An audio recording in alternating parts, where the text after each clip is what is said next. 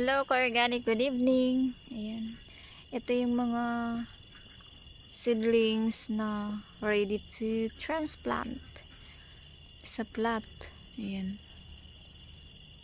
So, ako na silang anam-anamon og transplant every 3 PM down to 7 to 9 PM.